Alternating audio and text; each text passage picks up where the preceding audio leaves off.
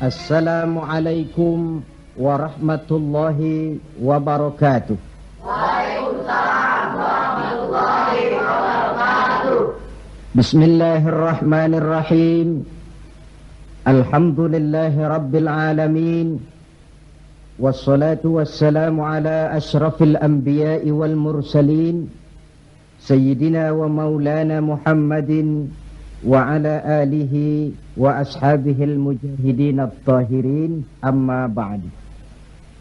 Bapak-bapak, ibu-ibu, saudara-saudara kaum muslimin yang berbahagia,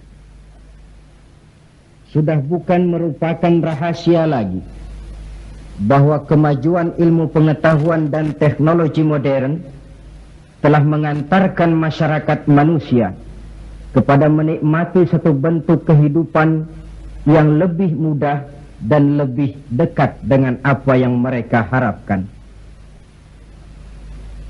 Dengan kemajuan ilmu dan teknologi, dunia telah dirubah oleh manusia seolah-olah dari sebuah daerah yang kosong menjadi kota-kota yang penuh dengan gedung-gedung pencakar langit. Apa yang bagi manusia yang hidup di masa lampau hanya ada dalam idealisme mereka, sekarang ini sudah bukan merupakan rahasia lagi. Orang telah bertandang ke bulan, dan mungkin dalam beberapa tahun yang akan datang mereka akan mendarat pula di planet-planet lainnya. Kekurangan tanah pertanian bisa diatasi dengan merubah gurun pasir yang gersang dan tandus menjadi areal pertanian yang subur. Hujan lokal dapat dibuat. Kekurangan air bisa diatasi dengan penyulingan air laut melalui proses kimiawi. Penyakit-penyakit akan berkurang dan hidup makin dekat kepada apa yang diharapkan. Pertanyaan yang paling mendasar ialah, sudah sampaikah manusia kepada kebahagiaan? Adalah benar, dengan kemajuan ilmu dan teknologinya, manusia mencoba menyingkap tabir rahasia alam ini. Namun tiap kali tabir rahasia itu terbuka, terbentuk pula misteri-misteri baru yang memerlukan jawabannya. Di pihak lain, kemajuan yang diperoleh itu telah melahirkan satu bentuk kehidupan di mana manusia mempunyai satu mitos bahwa seluruh persoalan kehidupan bisa dipecahkan dengan otak manusia. Maka sebagai efek dari kemajuan ilmu dan teknologi itu, kita melihat lahirnya kelompok-kelompok manusia yang otaknya penuh berisi ilmu pengetahuan modern, tapi jiwanya kosong dan hampa, merasa tidak puas dengan ini dan itu, walaupun hidup sudah serba ada dan serba cukup. Akibat lainnya ialah kerusakan terhadap alam. Kita maklum, manusia memulai orientasinya dengan tunduk kepada alam. Pada proses selanjutnya, manusia mulai mengadakan adaptasi, penyesuaian diri dengan alam. Dan selanjutnya, manusia mulai mengadakan eksplorasi, penundukan kepada alam, memanfaatkan alam untuk menunjang kebahagiaan yang mereka dambakan. Akibatnya, penggunaan sumber daya alam yang melampaui batas sering merusak alam itu sendiri. Kita ambil satu contoh misalnya. Akibat meningkatnya penggunaan bahan bakar dan penggunaan bahan kimia, maka terjadilah pencemaran udara. Yang ini akan menyebabkan terjadinya hujan asam, yang menyebabkan matinya plankton dan organisme akuatis air. Di sisi lain kita melihat akibat percobaan nuklir misalnya, ya ini rusaknya lapisan ozon di atmosfer, yang akan menghilangkan perlindungan makhluk hidup terhadap sinar ultraviolet dari matahari, yang pada gilirannya ini akan menaikkan frekuensi daripada penyakit kanker. Ketidakseimbangan alam sering timbul sebagai dampak dari penggunaan sumber daya alam yang berlebihan. Akibatnya akan kembali kepada manusia itu sendiri. Alam memang tidak selalu ramah, memberikan begitu saja apa yang dibutuhkan oleh manusia. Tetapi alam juga bisa kejam kalau sumber daya yang dimilikinya dikuras secara berlebihan tanpa memperhatikan keseimbangan yang ada di dalamnya. Oleh karena itu, marilah kita mencoba melihat gejala-gejala alam yang sering kita dapati di dalam kehidupan ini. Alam merupakan ayat Allah, ayat yang tercipta oleh Allah. Manusia memang diperintahkan untuk memanfaatkan apa yang bisa dimanfaatkan dari alam ini, tetapi dengan tetap menjaga keseimbangan yang tidak akan menimbulkan dampak negatif bagi kehidupan manusia itu sendiri. Gejala alam sering tidak bisa dianalisa, tidak bisa dideteksi oleh kemajuan teknologi yang serba canggih ini. Bulan-bulan terakhir ini, gejala-gejala alam ini sering menimbulkan hal-hal yang lazimnya kita namakan dengan musibah. Gempa bumi di Tarutung yang belum selesai itu diatasi, menyusul dengan tanah longsor di Padang Panjang. Belum selesai tanah longsor diatasi orang, Bengkulu dihantam banjir, puluhan jiwa hanyut tanpa nyawa. Belum lagi bencana alam ini selesai, kebakaran pun timbul di mana-mana. Gejala apa semua ini? Ilmuwan mungkin akan menjawab, oh, kalau terjadi gempa bumi itu gejala alamiah, biasa proses pergeseran kulit bumi. Kalau ada tanah longsor, oh, itu karena memang karakter tanahnya yang labil. Salah manusia kenapa tinggal di situ. Mungkin merupakan gejala alamiah, kata para ilmuwan. Mungkin proses pergeseran kulit bumi, kata ahli geologi. Mungkin karakter tanahnya yang memang labil, kata orang yang ahli tanah. Mungkin karena alam sudah bosan bersahabat dengan manusia, kata Ebit. Kalau tidak percaya, silahkan tanya kepada rumput yang bergoyang. Mungkin. Tetapi pada pertemuan kali ini, saya ingin mengajak kita semua untuk melihatnya dengan kacamata agama. Saya katakan tadi bahwa gejala alamiah sering tidak bisa dideteksi oleh ilmu dan teknologi modern. Berbagai macam analisa, berbagai macam kesimpulan diambil orang setelah terjadinya bencana. Sebelum terjadinya bencana tidak ada orang bicara soal itu. Sebelum Tarutung dilanda gempa tidak ada orang cerita macam-macam. Sebelum Padang Panjang dihantam longsor, tidak ada analisa orang tentang karakter tanah yang labil. Setelah banjir terjadi, gempa melanda, topan bertiup, barulah analisa pun bermacam-macam. Maka pada kesempatan ini kita akan melihat gejala ini dengan kacamata agama. Menurut agama, apapun yang menimpa kita, lazimnya dinamakan musibah. Musibah ialah ma asaban nasu min khairin aw syarrin. Apapun saja yang menimpa manusia, baik itu merupakan hal-hal yang positif ataupun yang negatif, itu dinamakan musibah. Sesuatu yang menimpa manusia.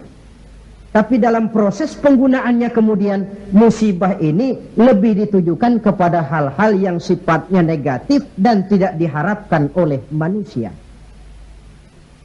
Saudara-saudara kaum muslimin, musibah yang datang menimpa manusia itu bisa merupakan 3 kemungkinan. Kemungkinan pertama sebagai ujian. Kemungkinan yang kedua merupakan teguran. Dan kemungkinan yang ketiga bisa juga merupakan azab.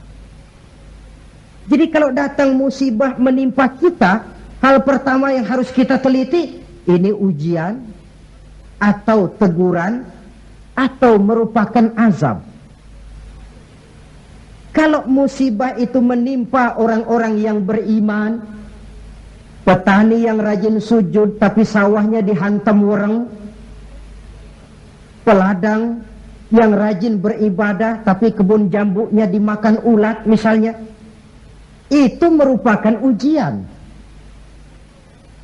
Sebaliknya, seorang mukmin yang gemar melakukan dosa lalu mendapat musibah, itu merupakan teguran agar dia kembali ke jalan yang benar. Sedangkan kalau orang kafir yang mendapat musibah, itu merupakan azab pada kehidupan di dunia ini. Syukurlah kalau musibah yang menimpa kita merupakan ujian. Sebab musibah yang merupakan ujian ini, jikalau kita jalani dengan lapang dada, tetap bertawakal kepada Allah, akan memberikan pahala kepada kita. Apa saja musibah yang merupakan ujian itu? Dalam surah Al-Baqarah ayat 155, Allah subhanahu wa ta'ala menjelaskan, A'udzu billahi minasyaitonir rajim. وَلَنَبْلُوَنَّكُمْ بِشَيْءٍ مِّنَ الْخَوْفِ وَالْجُوعِ وَنَقْصٍ مِّنَ الْأَمْوَالِ وَالْأَنفُسِ وَالثَّمَرَاتِ. Dan pasti, kata Allah, ada lam taukid di sini, dan pasti kami akan menguji kamu. Dengan apa? Bisyai'im minal khauf, dengan sebagian kecil dari rasa takut. Rasa takut yang tidak beralasan itu merupakan musibah. Musibah yang ujian buat orang-orang yang beriman. Kadang dalam hidup ini kita dihinggapi rasa takut. Yang kaya takut jatuh miskin. Yang berpangkat berkedudukan tinggi takut kalau jatuh lagi. Takut pensiun. Takut dan paling akhir takut mati. Bisyai'im minal khauf, kami coba, kami uji kamu dengan sebagian kecil daripada rasa takut. Wal ju', dan rasa lapar. Kelaparan yang melanda dunia di Ethiopia misalnya, di Bangladesh misalnya, dan di belahan bumi-bumi lainnya. Timbul pertanyaan, di negara-negara komunis itu jelas orangnya tidak bertuhan semua, tapi jarang yang kedengaran kelaparan. Apa ini? Inilah ujian buat orang-orang yang beriman. Sebagian kecil dari rasa takut dan rasa lapar. Wa naqsim minal amwal, kekurangan harta, entah kemalingan, entah kebakaran, entah banjir yang menyebabkan rusaknya harta benda, wasamarat, dan kekurangan buah-buahan. Panen tidak jadi, musim panas berkepanjangan, orang ngamuk, ulat melanda. Ini merupakan musibah yang ujian. Menghadapi ujian semacam ini, Allah menjelaskan dalam kalimat berikutnya, wabasyiris sabirin. Dan gembirakanlah orang-orang yang sabar menghadapi ujian tadi itu. Siapa sih orang yang sabar itu? Dalam pengertian sehari-hari, maaf ya, kita sering salah kaprah dengan sabar ini. Menurut kita yang namanya sabar itu orang yang diem, ayem, nggelenggem, gak macem-macem, itu kita sebut sabar. Sudah ketahuan gak salah apa-apa, kepalanya ditampar orang, kelepak, diem aja. Temennya bilang, sampean gak salah ditampar kok diem. Saya lagi sabar. Oh, saya kira sabar yang begini ini sabar yang salah pasang. Siapa sih orang yang sabar ini? Ayat selanjutnya menjelaskan, ini yang disebut tafsirul ayat bil ayat. Ayat mentafsirkan ayat. Siapa orang yang sabar itu? Alladzina iza asabathum musibah qalu inna lillahi wa inna ilaihi raji'un.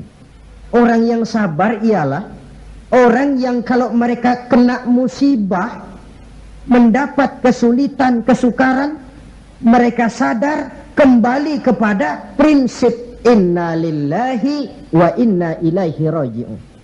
Sesungguhnya kami berasal dari Allah dan sesungguhnya kami akan kembali kepada Allah. Bukan ucapannya, tapi penghayatannya yang terpenting dalam kehidupan.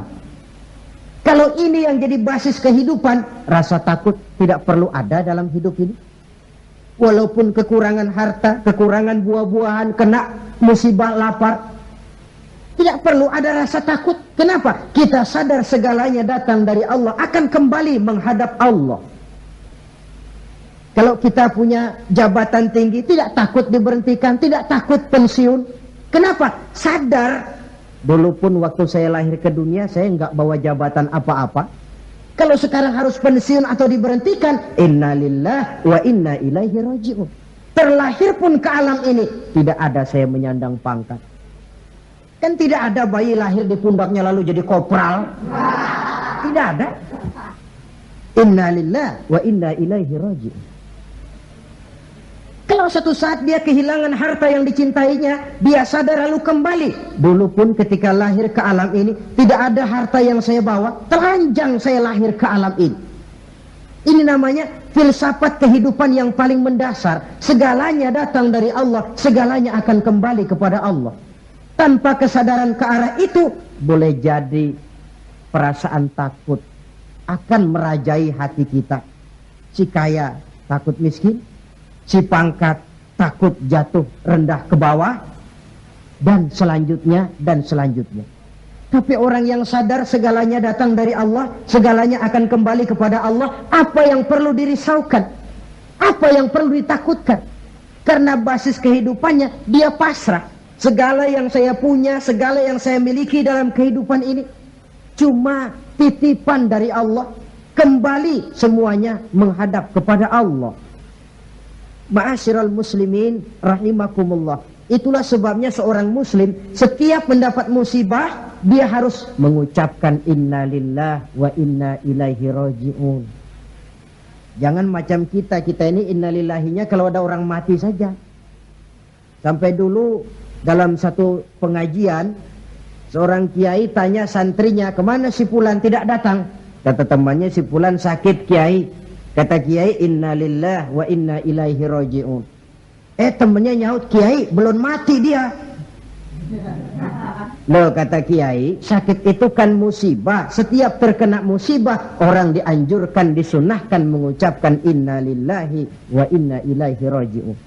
Jadi bukan cuma ucapan bibir yang tidak berakar ke hati, tetapi ucapan bibir yang berakar ke hati lalu diterjemahkan dalam kehidupan. Segalanya datang dari Allah, segalanya pun akan kembali kepada Allah.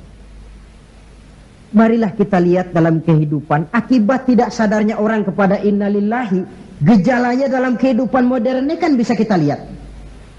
Berapa banyak orang-orang yang tadinya sudah adil, berjuang hendak menegakkan keadilan, tapi di tengah jalan dia bisa berbalik menjadi orang yang justru menginjak-injak keadilan. Berapa banyak orang-orang yang tadinya sudah benar, ingin memperjuangkan kebenaran, di tengah jalan berbalik menjadi orang yang hanya mau benar sendirian, walaupun tidak benar bagi orang lain. Dan berapa banyak orang-orang yang tadinya sudah rela mengorbankan kepentingan pribadi demi kepentingan orang banyak, tapi di tengah jalan dia berbalik menjadi orang yang tidak segan-segan mengorbankan kepentingan orang banyak demi kepentingan pribadi, keluarga, dan golongannya saja. Tepat benar sindiran Allah dalam satu ayat, wa iza massal insana ad-durru da'ana li jambihi aw qa'idan aw qa'iba. Apabila manusia sedang ditimpa oleh kesulitan, mereka berdoa kepada kami, mohon agar kesulitannya diangkat oleh Allah. Doa itu diucapkannya dalam keadaan berdiri, pada waktu berbaring, dalam segala posisi mohon kepada Allah. Falamma kasyafna anhu durrahu, tapi manakala kesulitan yang menimpa mereka sudah kami angkat, kami hilangkan, marra ka'allam yad'una ila durrin masyahu, mereka berjalan dengan sombongnya seolah-olah belum pernah minta tolong kepada kami sebelumnya. Ini gejala manusia sekarang. Kalau kepepet, ya Allah. Dihantam banjir, Allah. Ada kebakaran, Allah. Kena bumi gempa, Allah. Dalam keadaan normal, Allah pun dicampakkan dalam kehidupannya. Na'udzubillah, summa na'udzubillah. Saudara-saudara kaum muslimin yang berbahagia, Di zaman Rasulullah Shallallahu Alaihi Wasallam ada seorang sahabat bernama Sa'labah bin Hatib Al-Ansari. Dia orang miskin, tetapi kemiskinannya tidak menghalangi ibadahnya kepada Allah. Sholat jamaah tidak pernah ditinggal. Di mana ada Rasul, di situ ada Sa'labah. Cuma Sa'labah ini model. Tiap selesai sholat langsung pulang. Tidak wirid, tidak zikir, tidak doa. Jadi kalau sahabat yang lain selesai sholat Allahumma antas salam, ini Sa'labah malah Allahumma lantas jalan. Tiap selesai sholat. Sampai satu hari baginda Rasul bertanya, Sa'labah, labaik ya Rasulullah, kau ini macam orang munafik saja. Apa tidak penting wirid, zikir dan doa? Apa tidak betah kau di masjid? Sebab orang mukmin di masjid seperti ikan di air. Orang munafik di masjid seperti burung dalam sangkar. Ada nggak burung yang betah di kurungan? Nggak ada, keleperan mau keluar saja. Itu orang munafik di masjid. Panas nggak kerasan. Orang mukmin di masjid seperti ikan dalam air. Apa ada ikan yang nggak betah di air? Ada. Ikan mau mati. Ya kalau ikan sudah nggak betah di air kan ikan mau mati namanya. Kalau orang mukmin sudah nggak kerasan di masjid, jiwanya sudah mau mati itu. Kau ini macam orang munafik saja, Sa'labah. Maafkan saya ya Rasulullah. Kenapa? Saya bukan tidak betah di masjid. Lalu bukan pula menganggap doa, wirid dan zikir itu tidak penting. Lalu apa pasalnya? Saya nih orang miskin ya Rasulullah. Saya punya kain satu-satunya berdua sama istri saya. Jadi waktu saya sholat di maghrib di masjid, istri saya di rumah nungguin giliran kain. Maka saya cepat-cepat pulang, aplusan kain. Oh ini kan kere ini. Oh begitu ya. Lalu gimana? Sekarang gini saja ya Rasul, ini sudah kadang ditanya. Kemarin-marin saya mau minta sendiri, malu. Ini sudah kadang ditanya lah, saya berani. Gimana? Tuankan Rasul. Lalu, namanya Rasul kan doanya jarang meleset. Jadi, tolonglah doakan kepada Allah supaya saya jadi orang kaya. Kalau saya kaya ya Rasul, saya punya kain sendiri, istri punya kain sendiri, asik saya ibadah, saya akan wirid, saya akan zikir, saya akan tenang di masjid. Biasa, omongan orang belum punya duit. Itu selalu begitu. Sa'labah, kata Rasul, labaik ya Rasulullah. Qalilun tuaddi syukrahu khairun min kasirin la tutiquhu. Sedikit kamu syukuri itu lebih baik daripada banyak tapi kau tidak kuat bawanya. Sedikit kamu syukuri, nanti Allah tambah ketimbang banyak tapi kau tidak kuat membawanya, apa gunanya? Kalau memang cuma gelas secangkir dituangi air satu ember pun lebihnya akan jadi mubazir. Tahu dirilah kita. Begitu ya? Oh ya sudah kalau begitu. Pulang Sa'labah. Besoknya bertemu lagi dengan Rasul. Gimana Sa'labah? Sudah ya Rasul. Sudah apa? Sudah saya pikir-pikir. Lalu? Ya syukur sih syukur. Cuma saja kalau kain satu berdua rasa-rasanya repot juga awak nih nak bersyukur. Jadi bagaimana? Sudahlah ya Rasul, doakan saja saya jadi orang kaya lah. Sa'labah, saya ya Rasul. Kau ini kan orang Islam toh? Iya. Nah, orang Islam itu yang jadi contoh siapa? Tuan ya Rasulullah. Betul? Betul. Kau lihat saya kaya enggak? Enggak. Kenapa minta kaya? Iya ya. Iya, pulang. 2 kali knockout. Hari ketiga datang lagi dia ke masjid nekat. Ya Rasulullah, gimana Sa'labah? La in atani Allahu min fadlihi la usaddiqanna wa la akunanna minas salihin. Kalau Allah memberikan rezeki kepada saya, Kalau saya jadi orang kaya ya Rasul, pokoknya saya akan jadi orang soleh, tekun ibadah. Wala a'ti kulladzi haqqin haqqah. Akan saya berikan tiap orang haknya. Pokoknya kalau saya kaya, sip dah. Omongan orang belum kaya memang begitu. Saudara-saudara, kata Rasul, salabah yang benar. Benar. Yakin? Yakin. Janji ya? Janji. Mari saya baiat. Selesai baiat, didoakan oleh baginda Rasul, Allahumma rzuq Sa'labah, ya Allah berikan rezeki kepada Sa'labah.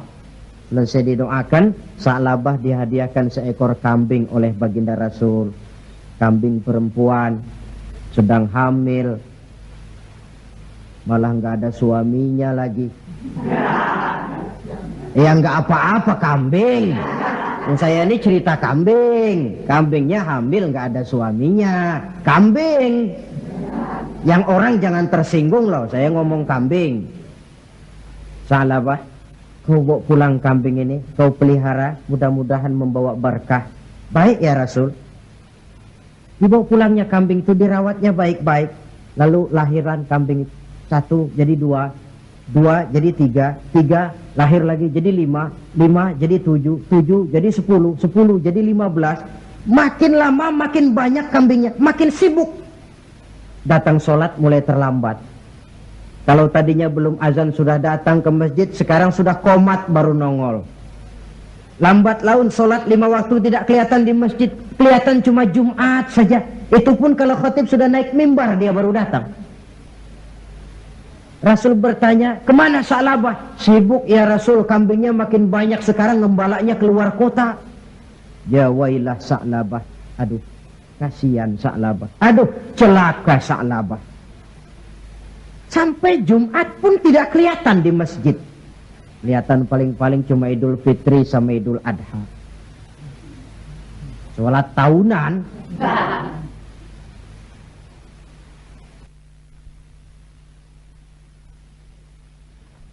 Nah, kemudian sampai waktunya di mana umat Islam diwajibkan membayar zakat. Rasul mengutus utusan, datangi Sa'labah, minta zakatnya. Ketika didatangi ini, Sa'labah berkata, ma hadhihi illal jizyah. Ini jizyah, saya tidak wajib zakat. 2 kali sampai 3 kali dia tidak mau bayar zakatnya. Kata Rasul, cukup, jangan didatangi lagi. Kemudian turunlah ayat, wa minhum man ahadallaha la in atani Allahu min fadlihi la usaddiqanna wa la akunanna minas salihin. Di antara mereka ada yang berjanji kepada Allah, kalau diberikan rezeki akan bersedekah dan akan jadi orang baik-baik. Tapi setelah diberikan rezeki mereka berpaling dan lupa dengan janjinya. Ayat ini disampaikan orang kepada Sa'labah. Sa'labah baru saja turun ayat, bunyinya begini-begini. Rasanya ayatnya nyindir sampean ini. Ah, enggak ah. Habis siapa lagi yang punya mental macam ini? Dia sadar. Cepat-cepat dia datang menghadap baginda Nabi, hendak bayar zakat. Kata Rasul, cukup Sa'labah. 3 kali utusanku datang, kau tidak mau bayar, sekarang bawa pulang lagi. Sampai Rasul wafat. Akhirnya Sa'labah mengalami kebangkrutan di zaman Sayyidina Utsman bin Affan. Tengoklah riwayat Sa'labah ini. Ketika diuji dengan kemiskinan, dia lulus. Rajin ibadah, dekat dengan Rasul. Tapi ketika diuji dengan kekayaan, dia lupa diri dan jatuh menjadi orang yang bakhil. Saudara-saudara, itulah sebabnya kita berharap mudah-mudahan bencana yang menimpa bangsa kita akhir-akhir ini, entah itu merupakan gempa di Tarutung, tanah longsor di Padang Panjang, banjir di Bengkulu, kebakaran di Pasar Mercu Buana, Medan, kebakaran di Pasar Anyar, Bogor, kita berharap itu merupakan ujian saja. Ujian yang harus kita terima dengan sikap mental inna lillah wa inna ilaihi raji'un. Segalanya datang dari Allah, kembali kepada Allah. Lalu apa manusia ini? La haula wa la quwata illa billahil aliyyil azim. Nah, ini musibah pertama. Musibah merupakan ujian. Yang kedua, ada musibah itu yang merupakan teguran dari Allah. Bukan ujian, tapi teguran. Yang namanya ditegur, tentu karena orang lalai, lupa diri, lengah, sehingga perlu ditegur. Dalam surah Ar-Rum ayat 41, Allah menjelaskan, Zaharul fasadu fil barri wal bahri bima kasabat aydin nas. Telah bertebaran kerusakan di daratan dan di lautan dari sebab ulah tangan-tangan manusia. Liyuziquhum ba'dallazi amilu la'allahum yarji'un. Agar Allah memberikan kepada mereka sebagian daripada balasan akibat ulah tangan mereka sendiri. Mudah-mudahan dengan balasan dan teguran-teguran ini mereka kembali sadar, ingat diri, dan bertaubat kepada Allah Subhanahu wa ta'ala. Telah bertebaran kerusakan di daratan dan di lautan dari sebab ulah tingkah pola tangan manusia. Di awal tadi sudah saya coba jelaskan sepintas. Kemajuan ilmu dan teknologi modern ternyata tidak selamanya punya dampak positif. Juga dia punya dampak negatif yang berakibat kepada kehidupan manusia sendiri. Satu contoh misalnya, sekarang ini kan orang mulai membuat apa yang disebut dengan rumah kaca. Kalau saudara berjalan melihat bangunan-bangunan tinggi, kan sudah ada yang seolah semuanya ditutup dengan kaca. Memang di lain pihak akan mengurangi penggunaan sumber daya alam yang baku, tapi di lain pihak rumah kaca ini akan menaikkan suhu udara. Akibatnya permukaan air laut akan naik karena mengembangnya air laut, dan jangka panjangnya melelehnya es di kutub. Akibatnya kota-kota yang berada di pantai-pantai yang rendah banyak mengalami erosi dan pencemaran air. Misalnya Jakarta, Bangkok, New York. Tahu New York? Pernah ke New York? Ke New York belum pernah? Sama. Lalu percobaan nuklir, taruh kata di bawah tanah, tapi efek negatifnya tadi saya katakan, rusaknya lapisan ozon di atmosfer sana, di daerah Antartika, yang akan menghilangkan perlindungan makhluk hidup terhadap sinar ultraviolet dari matahari. Akibatnya frekuensi penyakit kanker makin meningkat. Keperluan akan bahan bakar menyebabkan manusia menebangi hutan semrawut. Erosi timbul, banjir melanda. Di lain pihak gurun Sahara makin meluas. Sedangkan dunia, bumi yang kita tinggali ini bukan satu wujud yang tanpa batas. Bertebaran kerusakan di daratan dan di lautan akibat ulah tangan-tangan manusia sendiri. Kemajuan ilmu dan teknologi modern yang mengabaikan proses keseimbangan alam. Sunnatullah kata kita orang beragama, hukum alam kata orang sekuler, natural of law katanya bahasa kerennya. Akibatnya manusia sendiri yang merasakannya. Maka musibah-musibah yang datang ini teguran. Manusia, jangan terlalu mengeruk sumber daya alam. Hai manusia, sadar bahwa kemampuanmu terbatas. Hai manusia, ilmu dan teknologi itu merupakan sedikit sekali dari ilmunya Allah. Tidak wajar lalu meloncat menjadi angkuh dan sombong karena temuan-temuan yang didapatinya di dalam penelaahan ilmiahnya.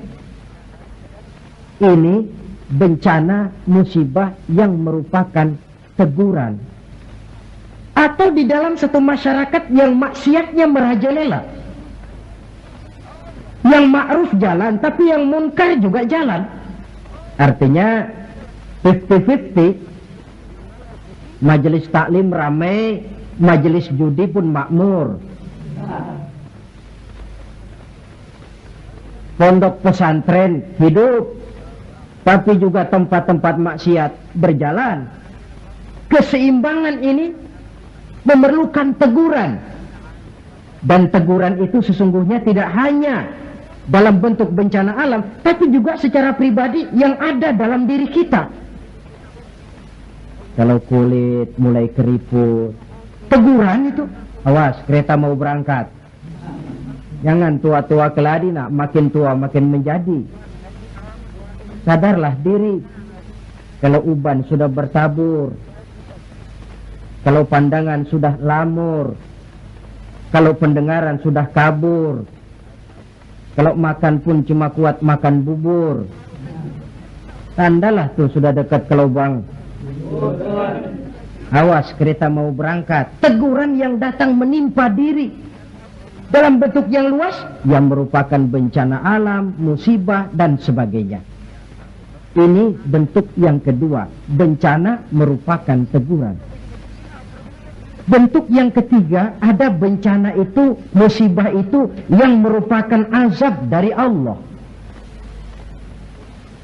Dalam surah Ali Imran ayat 112, Allah Subhanahu wa taala menjelaskan, "Duribat alaihimu dhillatu aynama thukifu." Dimanapun mereka berada, mereka akan ditimpa oleh kehinaan. Illa bihablim minallah wa hablim minan nas. Kecuali mereka yang teguh berpegang dengan tali Allah, agama ini, wa hablim minan nas, dan tali hidup bermasyarakat. Waba'u bighadabim minallah, mereka akan mendapat murka dari Allah. Waduribat alaihimul maskana, juga ditimpakan kehinaan dan kerendahan kepada mereka. Apa penyebabnya? Dzalika biannahum kanu yakfuruna biayatillah wa yaqtuluna al-anbiya'a bighairi haqq. Dzalika bima 'asaw wa kanu ya'tadun. Ada 4 penyebabnya menurut Ali Imran ayat 112 ini. Kenapa ditimpakan kehinaan, kerendahan? Lahir di tengah negara Katulistiwa, bagaikan jamrut mutiara daerahnya, subur makmur, hijau ranau, gemah repah loh jenawi. Tapi kadang-kadang tertimpa kelaparan, tertimpa ketakutan. Apa penyebabnya? 4 penyebab utama. Pertama, yakfuruna bi ayatillah. Mereka ingkar dengan ayat-ayat Allah. Baik ayat yang terucap oleh Allah yang kita namakan wahyu, Al-Quran, atau ayat yang tercipta oleh Allah, alam ini.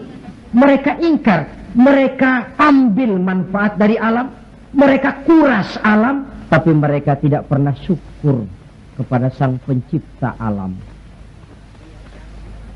Kalau bahasa kasarnya kira-kira Tuhan kan jengkel.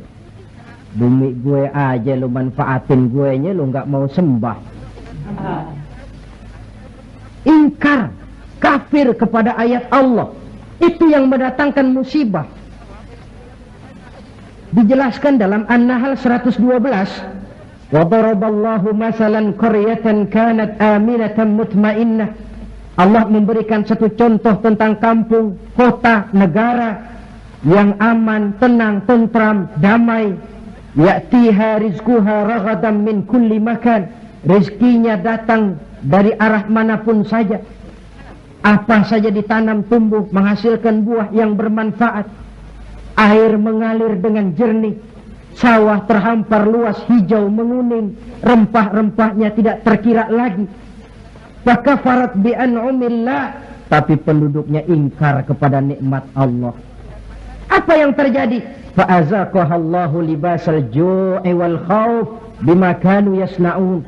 Akibatnya Allah hantam mereka dengan kelaparan dan ketakutan dari sebab ulah mereka sendiri.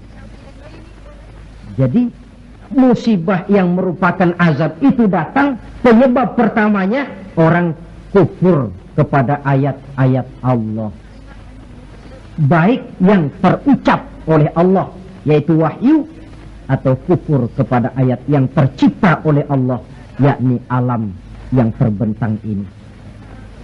Penyebab yang kedua, wa yaqtuluna al-anbiya'a bighairi haqq, mereka membunuh para nabi tanpa alasan yang benar, membunuh nabi.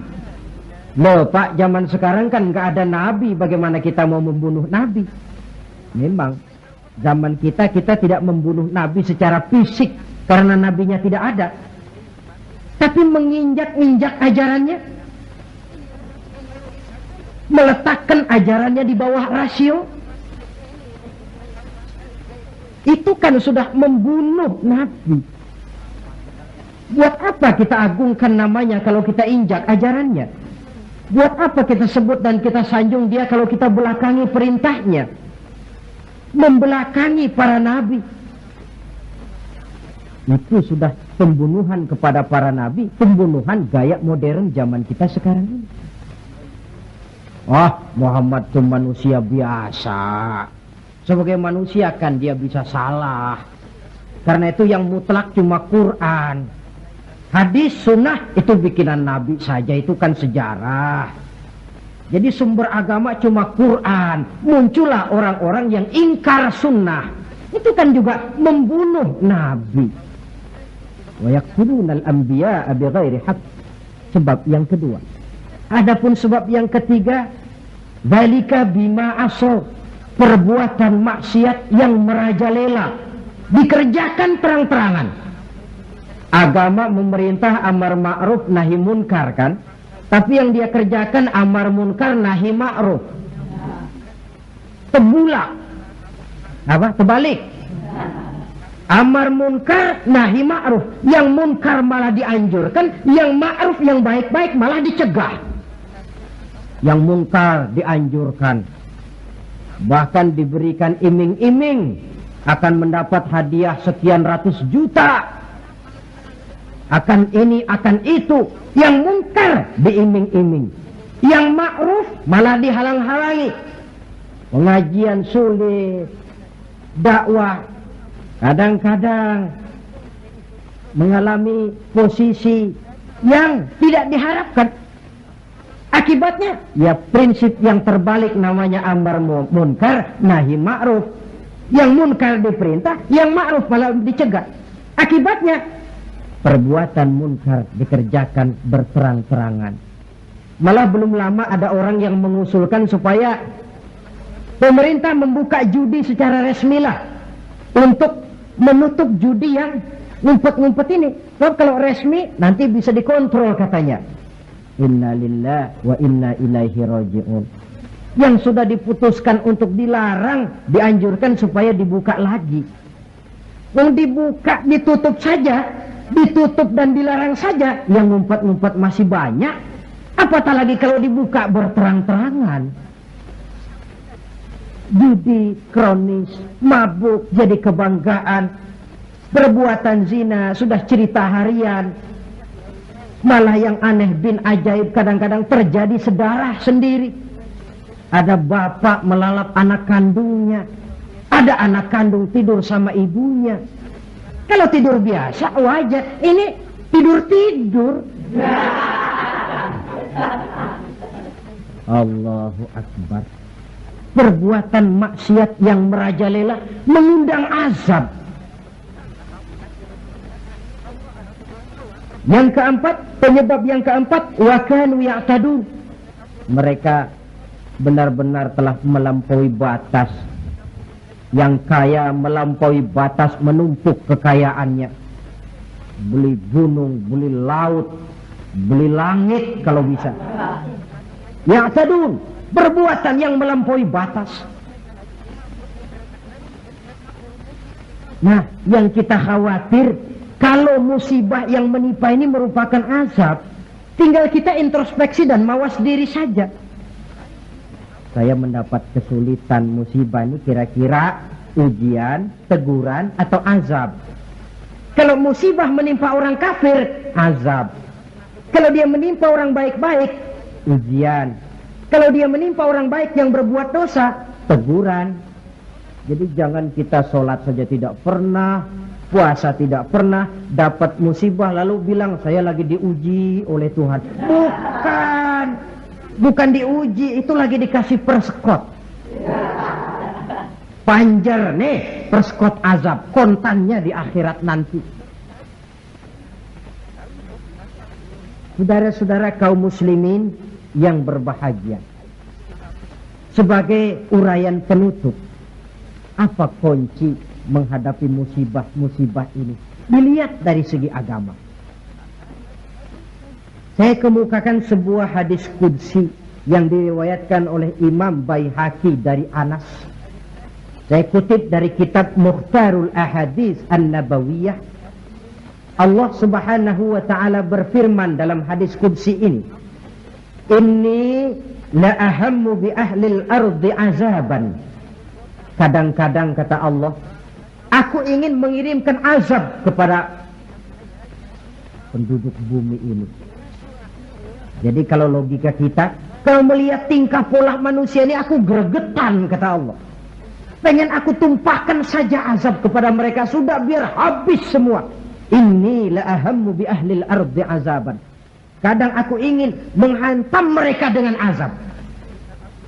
Falamma nazartu ila ummari buyuti. Tapi kalau aku melihat kata Allah, orang-orang yang memakmurkan rumahku. Siapa orang yang memakmurkan rumah Allah itu? Orang yang rajin memakmurkan masjid. Kalau aku lihat itu kata Allah, wal mutahabbina fi, dan orang yang saling cinta mencintai karena aku kata Allah, wal mustaghfirina bil ashar, orang-orang yang melakukan istighfar mohon ampun kepada Allah baik pada waktu pagi maupun petang. Surifat saraftu azabi anhum, aku angkat azabku dari mereka. Jadi rupanya ini yang meredam murka Allah itu. Allah sih maunya numpahkan azab, tapi begitu Allah melihat orang yang tekun memakmurkan masjid, rajin sujud, menghidupkan dakwah di masjid, orang yang saling kasih mengasihi karena Allah, orang yang mohon ampun di waktu pagi dan petang, azab itu, keinginan menyampaikan azab, aku tarik kembali kata Allah. Jadi apa obat pertama? Makmurkan masjid. Jangan sebaliknya. Kalau orang sudah lebih penuh ke gedung bioskop daripada ke masjid, kalau orang sudah lebih menyukai hidup berfoya-foya ketimbang membantu fakir miskin, yatim piatu dan orang-orang tidak mampu, kalau Quran sudah jadi bacaan wajib sementara Quran cuma sekedar hiasan rak di rumah, tidak ada lagi nanti yang dipandang-pandang Allah. Wal mutahabbina fi, orang yang cinta mencintai karena Allah. Wal mustaghfirina bil ashar, orang yang memohon ampun pada waktu siang dan malam, sore dan pagi. Ini yang meredam murka Allah. Jadi di antara yang harus kita lakukan di dalam memohon kepada Allah agar bencana musibah ini berkurang, apa jalannya? Salah satu di antaranya, pertama memakmurkan masjid. Yang kedua, kalau ngambil istilah yang lagi ngepop, memasyarakatkan istighfar dan mengistighfarkan masyarakat. Jangan cuma olahraga saja di masyarakat, istighfar. Satu contoh pengalaman, beberapa waktu yang lalu kan Gunung Galunggung meletus toh. Meletus apa meletus? Meletus. Di kaki Gunung Galunggung, di desa yang namanya Kikisik, tinggal seorang ajengan, kiai kalau di Jakarta bilang, ajengan Syadili. Beliau belum lama meninggal dunia. Orang lain pindah, beliau tenang saja di situ. Pesantren, masjid, komplek perumahan. Saya pernah berziarah ke tempat beliau pada saat gunung sedang aktif, meletus. Saya tanya, ajengan, apa ndak kepengen hijrah? Hijrah? Iya. Saya malah menganjurkan, kata beliau. Tapi hijrah yang saya anjurkan itu pindah dari maksiat kepada taat. Pindah Pindah dari jauh kepada Allah menjadi dekat dengannya. Pindah dari menentang Allah menjadi taat kepadanya. Pindah dari malas ibadah menjadi rajin ibadah. Hanya dengan hijrah macam ini insya Allah Galunggung reda. Sebab siapa sangka dia bakal meletus. Tidak diawasi. Tidak masuk gunung yang frekuensinya itu membahayakan dalam waktu singkat seperti anak Krakatau atau Merapi. Tahu-tahu meletus. Dan letusannya cukup lama, memakan waktu 1 bulan lebih. Enggak, saya bilang ajengan, maksud saya hijrah pindah tempat tinggal ini bahaya kelas 1. Kalau lahar jatuh habis ini. Lalu beliau membacakan satu ayat yang saya tercenung. Apa ayat yang beliau baca? Wa ma kana li nafsin an tamuta illa biiznillah. Tidak ada orang akan mati kalau bukan dengan izin Allah. Biar saya tetap di sini, kalau Allah tidak izinkan saya mati, insya Allah saya selamat. Lantaran yang ngomong kiai ahli ibadah, saya setuju. Tapi kalau yang ngomong okem, nah, biar saya di sini, kalau Allah nggak izinkan kan saya selamat. Alah, jangan bertingkah lah, pindah aja. Kita ini kan kadang-kadang tidak melihat makom ya, kedudukan di sisi Allah. Orang lain baca ini bisa begini ya, orang lain kiai, kita yang bukan kiai lalu mau ikut-ikutan. Nabi Ibrahim masuk ke api, lalu ada ayat ya narukuni bardan wassalaman ala Ibrahim. Hei api dingin, kamu selamatkan Ibrahim. Nabi Ibrahim ya selamat, api dingin. Loh, kita masuk ke api baca ayat tadi mateng. Ya Allah, saya teringat hadis qudsi ini. Orang yang tekun memakmurkan masjid, orang yang kasih mengasihi karena Allah, orang yang beristighfar di waktu pagi dan petang, dikala siang dan malam, di tengah maksiat melanda kehidupan, dikala orang lupa diri dan lupa daratan, hancur di meja judi, hanyut dalam botol-botol minuman keras, terlena di tempat-tempat pelacuran, dilina bobokkan oleh korupsi dan penyalahgunaan jabatan dan wewenang, dan segala macam perbuatan-perbuatan yang melampaui batas. Mereka yang tekun memakmurkan masjid, kasih mengasihi karena Allah, melaksanakan istighfar, mereka ini yang meredam murka Allah. Disadari atau tidak, kita hutang jasa kepada mereka ini. Kalau tidak lantaran mereka, habis sudah digulung bumi ini. Ini menurut janji Allah dalam hadis qudsi. Karena analisa yang kita pegang ini analisa agama. Saya tidak melihatnya dari analisa sosial, politik, kebudayaan, ekonomi. Tidak, memang di luar kemampuan saya. Disiplin agama mengajarkan kita begitu. Dengan kata lain, seharusnya kalau ada orang memakmurkan masjid, itu yang kita bantu. Kasih mengasihi karena Allah, itu yang kita dorong. Orang yang melaksanakan istighfar, itu yang kita dekati. Alhamdulillah ya, masih ada yang istighfar.